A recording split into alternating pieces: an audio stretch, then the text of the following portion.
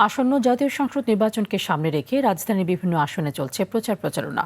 সকাল থেকেই প্রার্থীরা নিজ নিজ আসনের পাড়া মহল্লায় ভোটারদের দোরগোড়ায় গিয়ে দিচ্ছেন নানা প্রতিশ্রুতি, জানাচ্ছেন দীর্ঘদিনের অপ্রাপ্তি দূর করে স্বচ্ছতা বজায় রেখে এলাকার মানুষের কল্যাণে কাজ করবেন। এদিকে প্রতিদ্বন্দ্বী প্রার্থীদের নির্বাচনী আচরণবিধি নিয়ে রয়েছে অভিযোগ, পাল্টা অভিযোগও। তবে সব চ্যালেঞ্জ মোকাবেলা করে একটি সুষ্ঠু নির্বাচনের প্রত্যাশা সবার।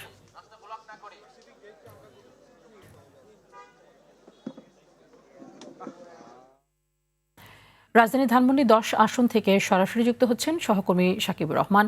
সাকিব, নির্বাচনী গণসংযোগে প্রার্থীরা কী ধরনের প্রতিশ্রুতি দিচ্ছেন এবং ভোটাররা তাদের প্রতিশ্রুতিতে সন্তুষ্ট কিনা, কী ধরনের প্রতিক্রিয়া জানাচ্ছেন?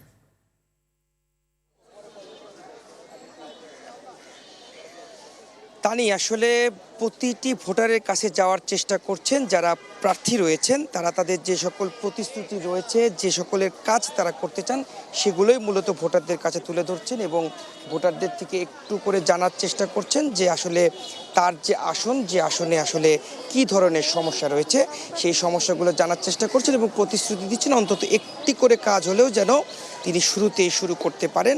বিশেষ করে ঢাকা 10 আসন, ধানমন্ডির বেশিরভাগ অংশ, নিউ মার্কেট এলাকা, হাজারীবাগের একটি অংশ, এই অংশ জুড়ে যেহেতু রয়েছে এবং এখানে কিছুদিন যাবৎ গ্যাসের সমস্যা রয়েছে, কিছু জায়গায় পানি জমার সমস্যা রয়েছে, সেই বিষয়গুলো জানছেন এবং সেগুলো নিয়ে যাতে কাজ করতে পারেন সেই প্রতিশ্রুতি তিনি তুলে ধরছেন প্রার্থীদের কাছে। প্রার্থীরাও যেমন প্রতিশ্রুতি দিচ্ছেন, তেমনি যারা ভোটার রয়েছেন তারাও প্রত্যাশা করছেন যেন অন্তত একটি কাজ হলেও তিনি করে দেন, প্রতিশ্রুতি যেগুলো দিচ্ছে সেগুলো যাতে অন্তত রক্ষা হয় এবং ভোটারদেরকে তারা 12 তারিখে কেন্দ্রে গিয়ে ভোট দেওয়ার জন্য আহ্বান জানাচ্ছেন। আমরা একটু প্রার্থীর সঙ্গে একটু কথা বলতে চাই যে আসলে আপনি একটু বলবেন যে নির্বাচিত হতে পারলে কোন কাজটা সবার আগে করতে চান? আসলে আমাদের সমাজ দেহে তো সমস্যার অন্ত নেই। আমি এই এলাকা শুধু নয়, অ্যাজ এ ন্যাশনাল পার্সপেক্টিভ মনে করি মানুষের নিরাপত্তাটা হচ্ছে বড় কনসার্ন। মানুষ নিরাপদে বসবাস করতে চায়, নিরাপদে চাকরি করতে চায়, ব্যবসা করতে চায়, সন্তান সন্ততি লালন করতে চায়। নিরাপত্তা ইম্পর্ট্যান্ট। আমরা আমাদের পিতামাতা হিসাবে সন্তানদেরকে স্কুল কলেজে পাঠিয়ে নিরাপদ বোধ করি না। আমি নিজেও যে ঘর থেকে বের হই, আমি আশঙ্কামুক্ত নই যে একটা চিন্তা করে আমার বেনেটি ব্যাগের টাইনে না নিয়ে যাবে, আমার মোবাইলটা টান দিয়ে নিয়ে চলে না যাবে। অথচ ডেভেলপমেন্টের দিক থেকে আর দেশের আইন শৃঙ্খলা রক্ষাকারী বাহিনী যতটুকু আছে তা কিন্তু প্রিভেলিং।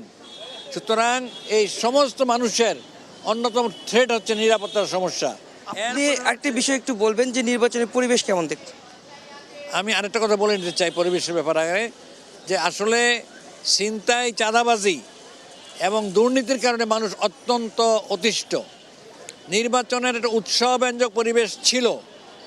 14 বছর 16 বছর আমরা ভোট দিতে পারিনি, 14তে পারেনি, 18তে পারেনি, 22-এ পারেনি। ফলে একটা উৎসবব্যঞ্জক পরিস্থিতি সৃষ্টি হয়েছে, মানুষ যে ভোট দিবে। কিন্তু ইতিমধ্যে কিছু জায়গাতে খুন খারাপি এবং প্রতিদ্বন্দ্বী প্রার্থীর উপরে আক্রমণ করার কারণে একটা আতঙ্ক তৈরি হয়েছে। ঢাকা 15 আসনে শফিক সাহেবের আসনে, আমাদের আমির জামাতের আসনে, সেখানে হামলা হয়েছে, আমাদের বোনেরা আহত হয়েছেন। ঢাকার সাথে প্রার্থীর উপর আক্রমণ হয়েছে গতকাল। ধন্যবাদ, বুঝতে পেরেছি আমরা। আসলে উনি বলছিলেন যে নিরাপত্তার যে বিষয়টি সেটিতে তিনি কাজ করতে চান এবং ভোটারদেরকে সেই আশ্বাস দিচ্ছেন। তো এই ছিল ঢাকা 10 আসন থেকে আমার কাছে সর্বশেষ। তানি, ধন্যবাদ আপনাকে।